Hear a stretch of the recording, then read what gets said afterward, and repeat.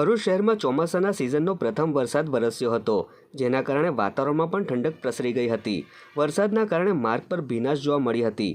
આ સમયે એક વૃદ્ધા કોઈ કામ અર્થે જિલ્લા કોર્ટ ખાતે આવતા કોર્ટ સંકુલના પાછળના ગેટ પર લાગેલા લોખંડના પાઇપ પર પગ મૂકતા વૃદ્ધાનો પગ અચાનક લપસી ગયો હતો, જ્યાં વૃદ્ધાના ઘૂંટણ સુધીનો પગ પાઇપમાં ફસાઈ ગયો હતો।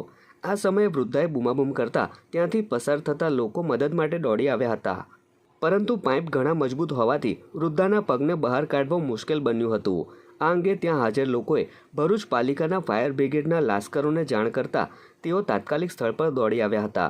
ફાયર ફાઇટરોએ તેમની પાસે રહેલ અદ્યતન સાધનો વડે ગણતરીના સમયમાં જ વૃદ્ધાનો પગ સલામત રીતે બહાર કાઢ્યો હતો, પરંતુ વૃદ્ધાને પગમાં ઈજાઓ પહોંચી હોય તેવું જણાઈ આવતા સારવાર અર્થે હોસ્પિટલ ખસેડવામાં આવી હતી।